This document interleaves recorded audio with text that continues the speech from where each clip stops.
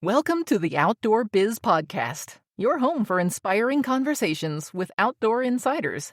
Each week, author, speaker, adventurer, and outdoor industry veteran Rick Saez talks in-depth with iconic brand founders, sales and marketing pros, product designers, and industry rising stars.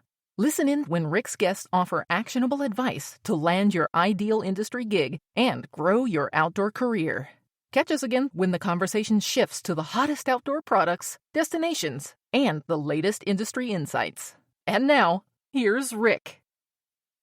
Founded in Bend, Oregon in 2019, Respect Outside provides sexual harassment prevention trainings to businesses in the outdoor industry, including manufacturers, retailers, outfitters, nonprofits, government agencies, camps, and universities. I'm excited to have the founders, Gina McClard and Jim Miller, on the show today. Welcome to the show, guys.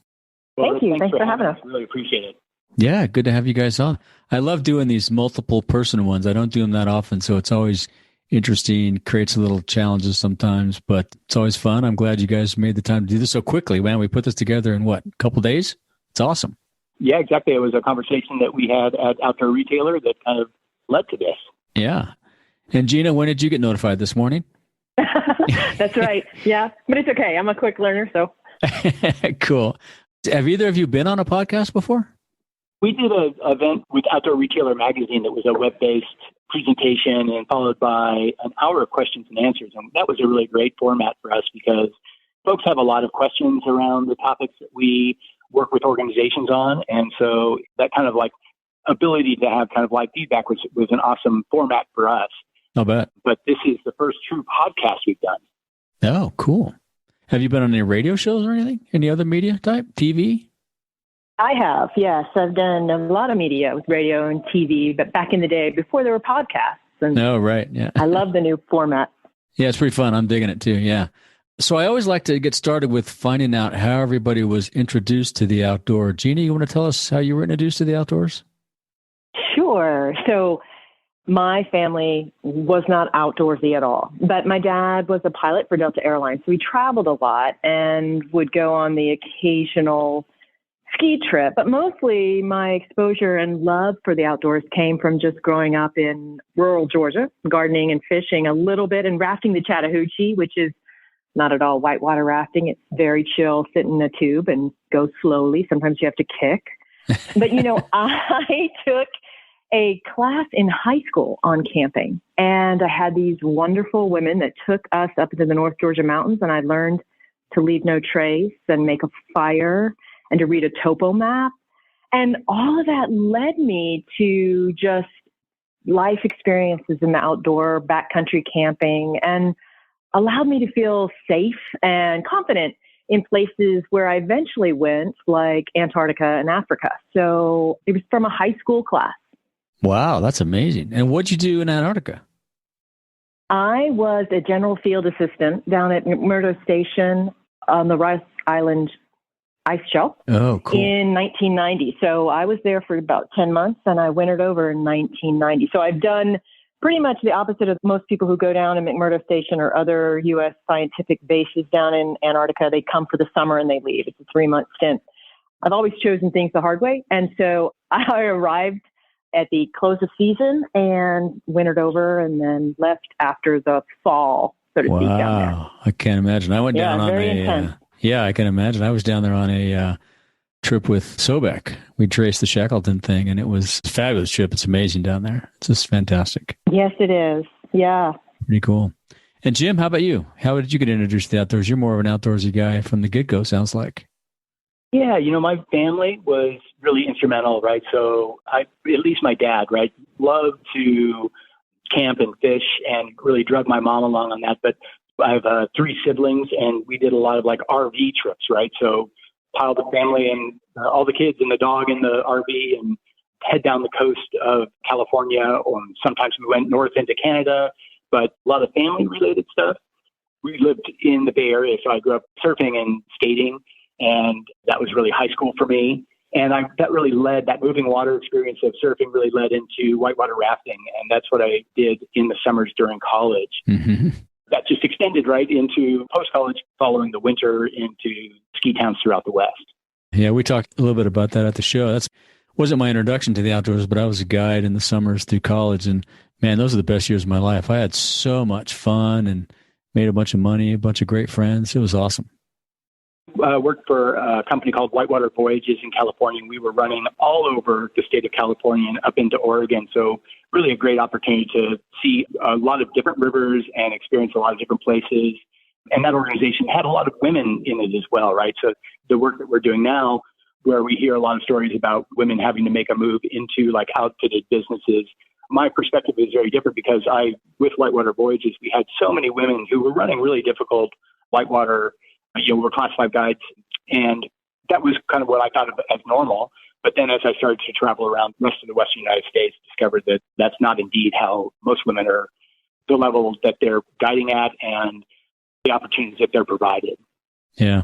California has some pretty technical rivers. We don't get the big water that they get in like the Grand Canyon and stuff, but there's a lot of technical rivers in the West that challenge you in different ways. So it's super fun. I had a blast. Yeah. And Gina, you have a lot of experience helping people with challenging environments or challenging life situations. How'd you get on that path? Well, I've always been an activist. I've always been a champion for the underdog. I guess it would start in college. I became an environmental activist, and it's what drove me to law school. I wanted to be an environmental lawyer. And I got to law school, and it coincided with the Clarence Thomas confirmation hearings, which were broadcast all over the school on television, right? Right. And watching Anita Hill testify, I kind of was, for the first time in my life, put a name to a lot of the unwelcome behaviors that I had experienced in my life at that point, particularly down on the ice, right? So the ratio of men to women in Antarctica is 10-1, and it's a very small group of folks. In the summertime, there would be 2,200 people at McMurdo Station, but in the wintertime, it's about 175. And just a really small crew. I worked in the heavy shop or the garage working on, not me personally working on heavy equipment, but that's what we did. So it was that kind of pivotal change, kind of putting a name to some unwelcome experiences that I had that helped me shift from environmental activism to sort of anti-gender-based violence work. And it's stayed with me all these years. And I've started a nonprofit in Uganda where I work with survivors of gender-based violence there who are refugees. And so I think it's all about trying to give back and help those who are less fortunate than other populations who have more privilege. So that's kind of how I got into that. Yeah, and it's interesting how all these things seem to start out of some kind of a personal experience or journey or something, right? It comes back to something when either you were a kid or you were a young adult and you realize, you know what, I got to go do something about that. That's good on you, though. That's great. Yeah. And Jim, your background seems like a more traditional outdoor path. And we talked about river guiding and whatnot. How'd you shift gears into your current work? Yeah, so I really had the luck to really have a wide range of experiences in the outdoor industry. So I started at 16 years old, fitting ski boots at a shop in San Jose, California.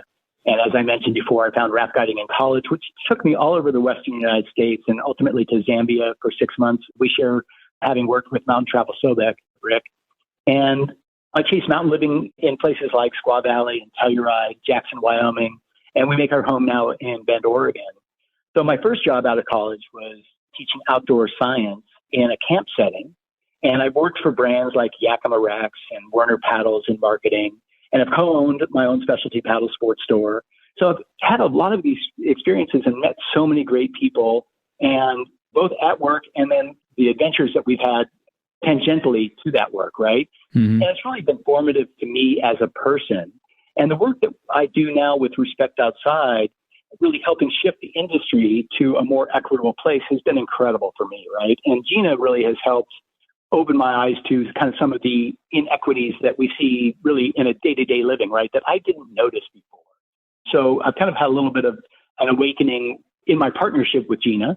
But ultimately, like so many people, especially the founders, right, of the outdoor industry, I am a white, able-bodied, cisgendered man of privilege. And I am really now in the perfect position to use my social capital to spark the conversation about what the future of the industry can look like. So in our current society with Me Too, COVID, Black Lives Matter, so many individuals are thinking about what's important to them and how work really should fit into what they want out of life. Mm-hmm. And organizations are having to reimagine, right, what work looks like now and react to that in order to keep top talent. So a big part of what employees want now, right, is to be able to come to work and really just be their whole selves and not have to contort themselves and to fit into the box that is work life. Right. So I'm really happy to be contributing to helping find the trail for the industry around these topics. And I really feel like the ability that I have to give back to the community that I've been part of for so long is just really feeds my soul. That's great. Yeah. And tell our listeners a little bit about Respect Outside. Jim, you want to walk us through that? Yeah, I'll start. So Respect Outside provides solutions to the outdoor industry to increase gender equity and sexual misconduct and discrimination. So we do this by using the trust and communication found in outdoor pursuits. Think of being on belay while climbing as an example, or safety protocols found in other outdoor adventures. Imagine how you debrief after a raft trip to talk through any safety issues that might have come up. So we want to use these values and these practices that already exist to normalize the conversation around sexual misconduct and gender roles in the workplace. That makes sense. And Gina, I'd love for you to jump in here and add to that. Sure. So in a big picture sense, we advance a culture shift approach for organizations and companies in the outdoor space, right? We have two main pillars. We take a look at setting the table with the code of conduct for your organization with civility as a floor, as a baseline of expected conduct. And then we also train folks to interrupt unwelcome behaviors at work.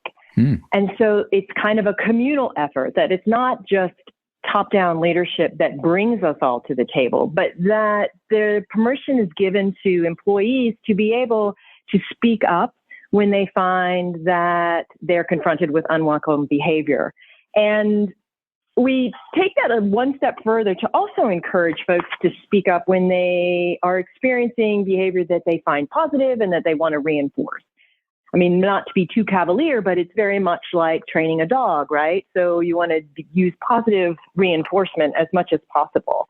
So between civility and interrupting behaviors, we weave that as the bedrock into policies and procedures, which help codify this behavior that you want to start seeing and that you want to expect of your employees, and have that be baked into the organization beyond a really nice mission statement or some other corporate documents that may live in a bottom drawer that aren't really living. We really encourage that you take an active approach to utilize your policies and procedures as a very strong living document that guides behavior in the workplace. I love to hear that you do the positive reinforcement too, because I think too many times, like you say, like dogs, we just beat up on the negative side and don't reinforce the positive side, because it takes both to come up with a well-rounded environment, right? It really does. And, we're very much about calling a call in, right, for inclusion and equity and diversity to the outdoor spaces. And we're seeing this as organizations, right? They want to do this work, but a lot of folks are afraid, truthfully, of the change that is coming in the industry.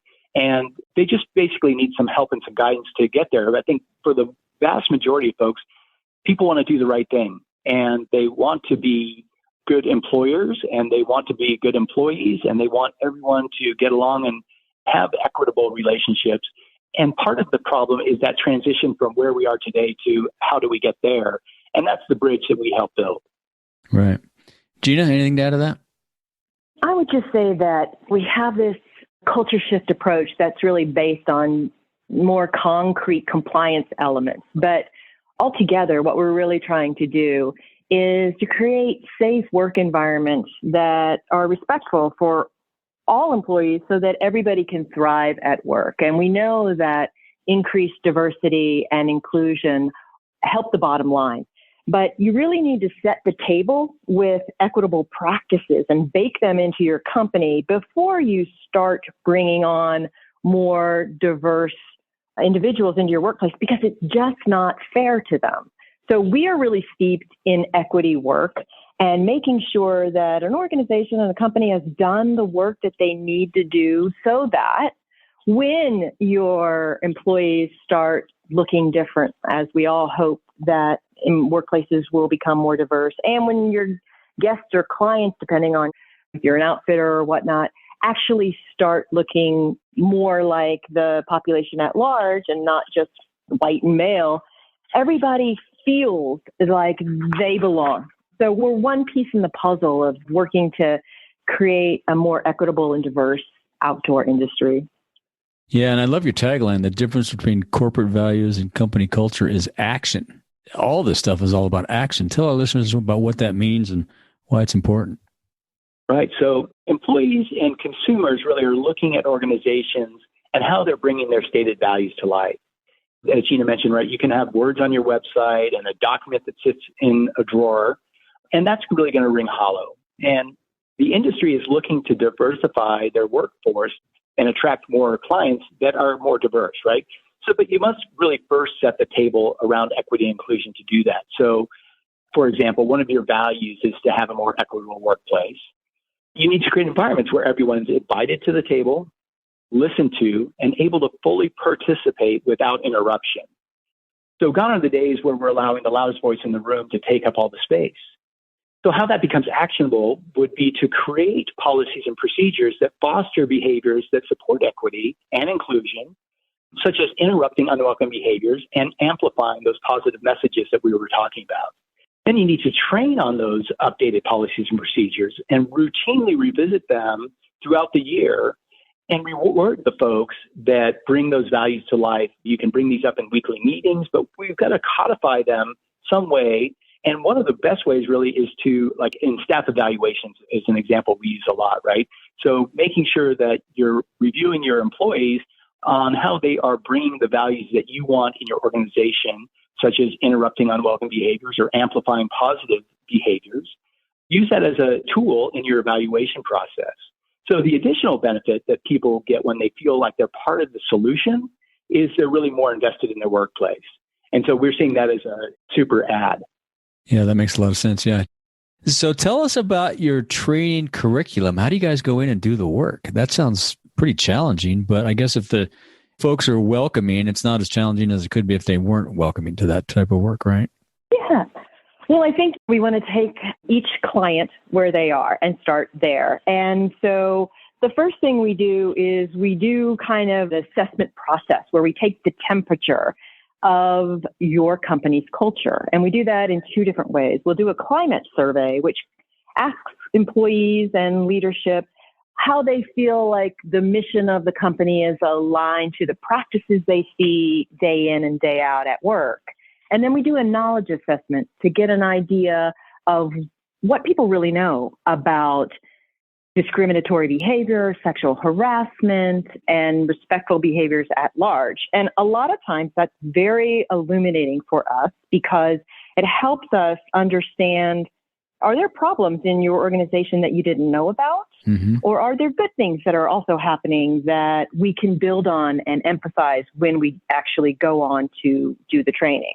After we do the assessment process, we take a deep dive into an organization's policies and procedures because the laws, federal laws and state laws, are changing at the speed of light. And so most likely, unless someone's redone their policies in the last 6 months, they're probably not compliant with your state and maybe not with federal law. So we can help you with that. And as a lawyer, that's what I am very good at, is making sure to do the research about what the law is and make sure that you're compliant with it.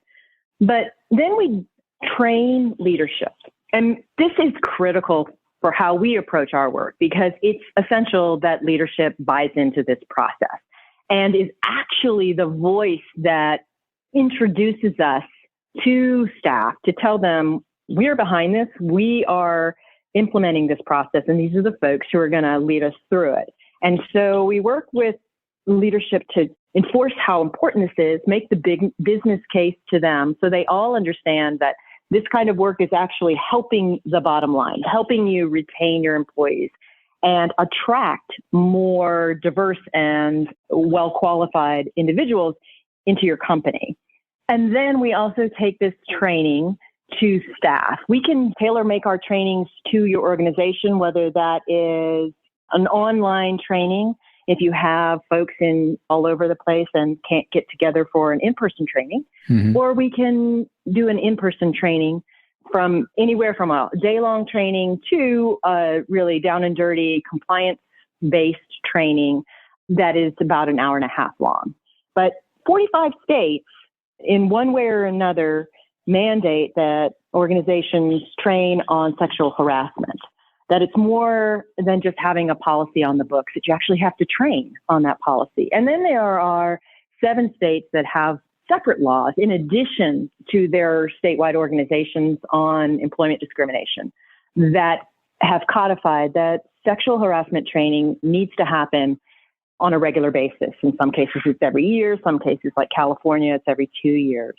But we really feel that this kind of cultural shift, it's sort of a combination of taking your temperature, working on ways to embed civility and respect into your workplace, pulling on those safety protocols you might already have in place in your organization, and then giving folks real life examples of how you can start using bystander intervention to create a positive workplace where it's okay. And leadership has said, we buy into this, we support this, and we're going to evaluate you on how well you start incorporating these new values that we are emphasizing. And that is a critical piece. That's really part of the policies and procedures where you can say to your employees, not only do we have this policy, and not only are we training you on how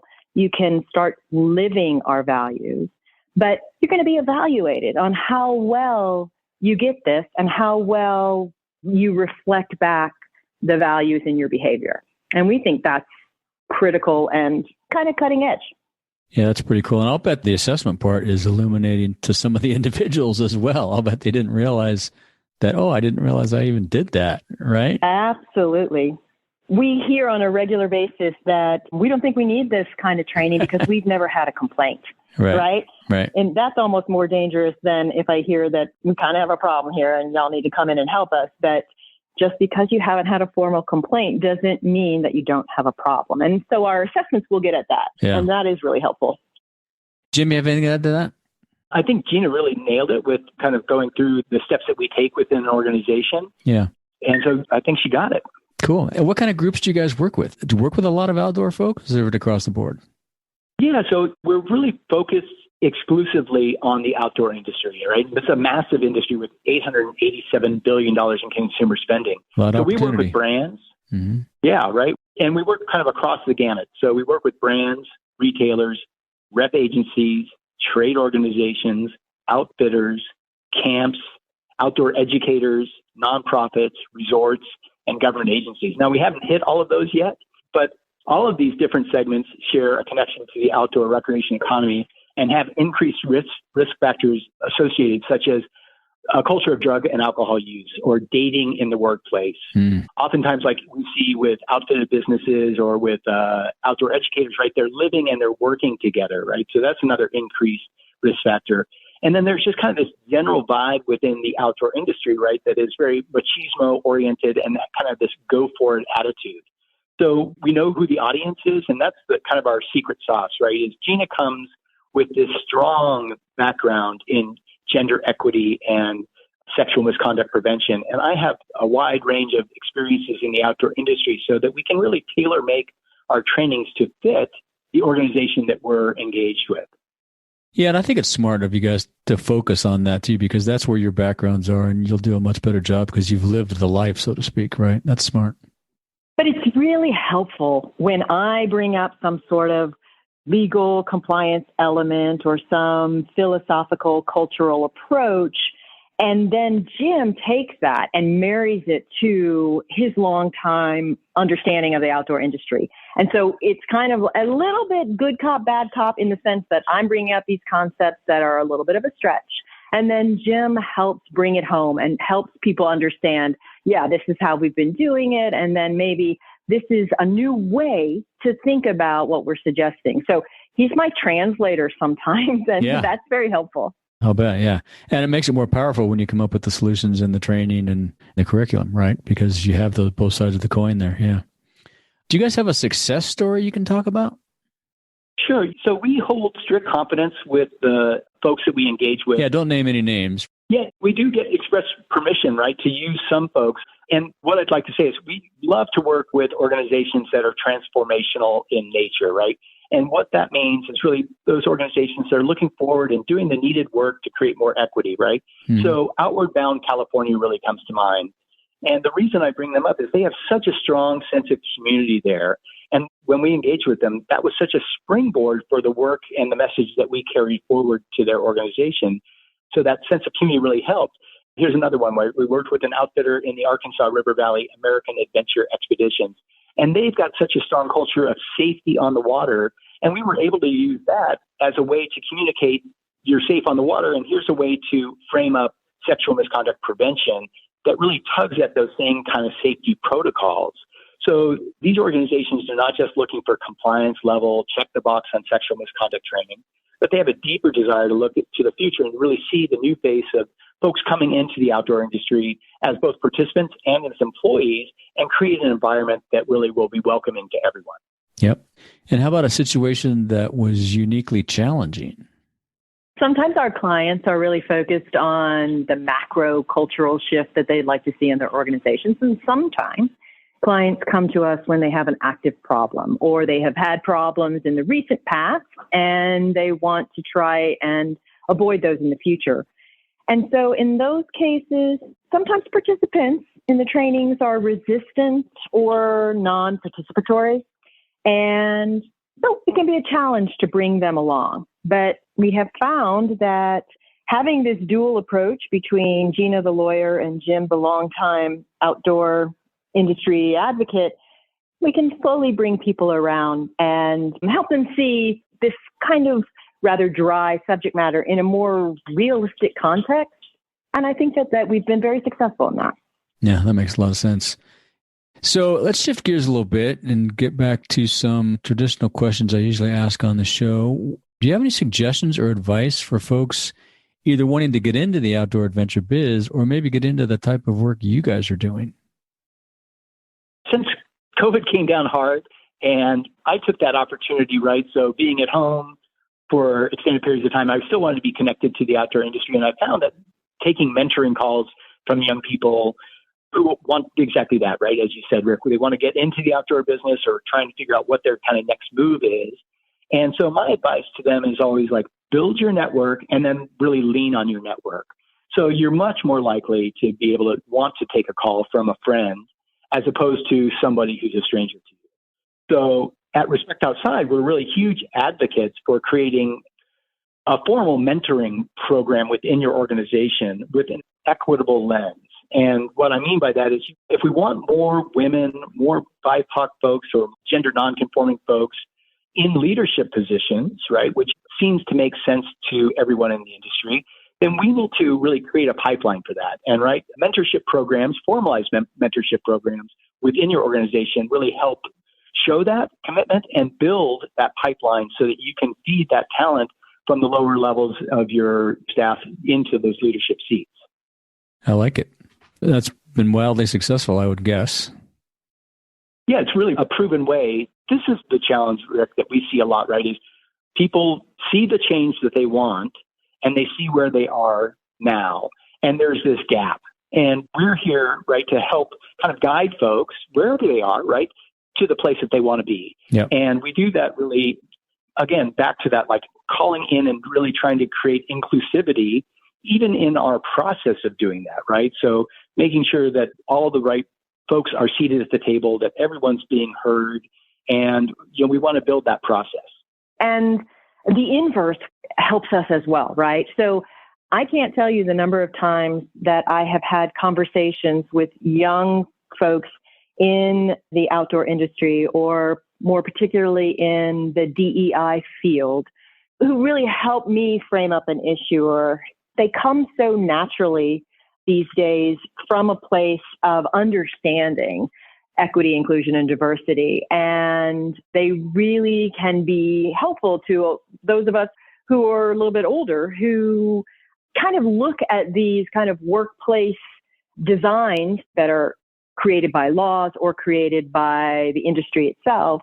And they help us understand with simplicity how this is so easily important and how it can craft up new policies around that. And so like mentoring is awesome, but I also have to say that I feel like this younger generation that is so articulate in their strong principles has helped me personally define how I'm going to approach an issue. Mm-hmm. That goes both ways. Yeah, and I think too, I'm a white guy, an older white guy, and I think when you interact with some people of color that are younger, you're right, they're so articulate and they've had such different experiences. It's really eye-opening to things that you didn't even realize, A, you were doing, or B, you were thinking, and it's just fantastic to get that education exposure to those folks. And I was going to say too, I think the mentorship programs are huge, as well as internship programs. I think I don't hear enough, or maybe there's things going on that I don't hear about, but it seems like the outdoor space could use a lot more of those types of programs to help people get in, or once they get into a company or an outfitter or a business, to help them succeed. I went through an internship program in college in an outdoor business. It was an outdoor camp, but it was just a great way to indoctrinate myself to that space. So I think that's good. I'm glad to hear you guys are doing that mentorship program. We need more of that. Maybe I'll start an outdoor biz mentorship. That'd be fun. That would be great. Yeah, absolutely. Because it really helps inform those of us that are doing this work, because that's the generation that's taking over, and these are also the folks who aren't going to put up with kind of historical behaviors that are unwelcome, and they come to the table expecting a different kind of workplace. I think we're seeing that with people leaving their jobs because after COVID, they've really taken a hard look at what they expect work to look like for them. And a safe and respectful place is like the bare minimum that they expect when they walk in the door at work.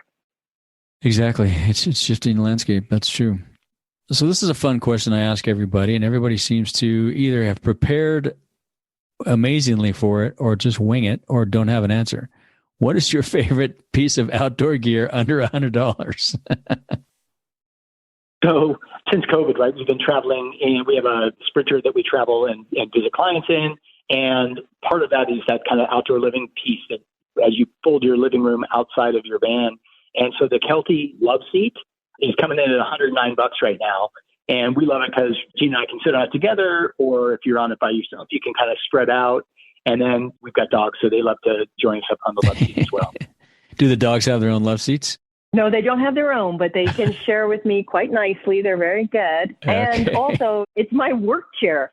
We have some kind of chronicle where we work sometimes. And 10 days ago, we were on this amazing cliff looking at the Pacific Ocean right there in Depot Bay, Oregon. So as a little bit of kind of starting my career in a more traditional sense as a lawyer, it's wild now that I'm sitting in this beautiful Kelty Love Seat on the cliff of the Pacific Ocean. Yeah. It's not what I thought life was going to look like when I was 25. No, that's great for you guys to be able to do that. That's awesome. We all aspire to that. I'd love to be taking the podcast on the road, which is the end goal at some point. Right? I mean, we should be doing this outside somewhere, but unfortunately it's not happening right now, but it will. And you guys have a special offer for our listeners, right? To take advantage of your expertise and services? Yeah, I want to thank you, Rick, for making this opportunity available to us. And we're extending a 10% discount to engagements that folks book with us before the end of the year. Oh, cool. So they can just mention the Outdoor Biz podcast, and that's how they get the discount? Yeah, exactly. If they give us a call or email us and mention that as we're starting our relationship, we're happy to offer that discount. Cool. Well, there you go, guys. If you want to take advantage of this expertise in your workplace or just personally, reach out to these guys. I'm sure they can help. As we finish up, is there anything else you want to ask or say of our listeners?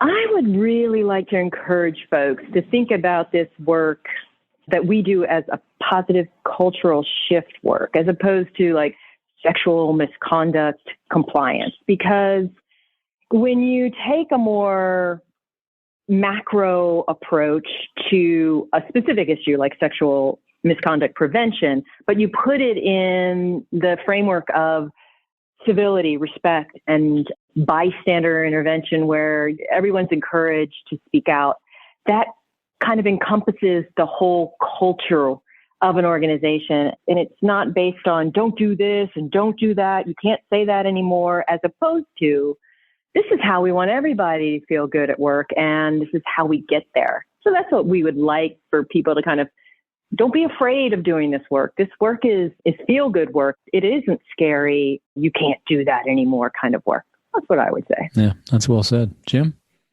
I would just kind of follow with what Gina is saying. And I just think, again, Gina and I have together this kind of magic, this special sauce that when we combine, we really get at the issues that folks need to be addressing, but do it in a way that is relevant to them. And because of my history in the outdoor industry, I get to reflect back upon people see me, right? And I get the opportunity to really be that person who is reflecting who they are as part of the outdoor industry because of my experiences here, and make things not so scary, right? Like if I can do this work and I can change the way that I've thought about equity and inclusion and diversity in outdoor spaces, then really everyone can. Yep. We did a bunch of corporate training at Eagle Creek, and it was more along the lines of business training, how to run a better business. And a lot of us that had been there a while already, we adopted the phrase that I can learn and I can change, because there was a lot of things that we just did from the get-go. And we've all done various things, whether it's corporately business related or personally related. And we're all capable of change. We just have to find out what it is to change and how to change. And it sounds like you guys are creating a path and a strategy and tactics to make that happen. So good on you. I appreciate it. Well, thank you. And where can people find you if they'd like to follow up? What's your website? You're probably on the socials. Yeah, so you can check out our site at respectoutside.com, and we're active on Instagram and Facebook and LinkedIn at Respect Outside. So if you'd like to follow along, like and share our content there. And then you can always get me personally on Jim at respectoutside.com, or give me a call, 541-410-5576. And hopefully, Rick, you can put that in the show notes as well. We'll send you additional links as well. Yep, that'll all be in the show notes. Well, it's been great talking to you guys. Thanks for telling us what you do. It sounds like it's great work and eye-opening to all of us, I'm sure. So I appreciate it. Keep up the good work, and I'll see you on the road sometime. Thanks so much. See you on the road. All right. Thank you. Thank you for joining us on another episode of the Outdoor Biz Podcast. Be sure to visit our website, theoutdoorbizpodcast.com, where you'll find show notes with links to everything we talked about and more. Subscribe to the show on Apple Podcasts, Spotify, or wherever you get your podcasts so you'll never miss an episode. And while you're at it, if you found value in this show, we'd appreciate a rating on iTunes. Or spread the word and tell a friend about the show. That would really help us out too.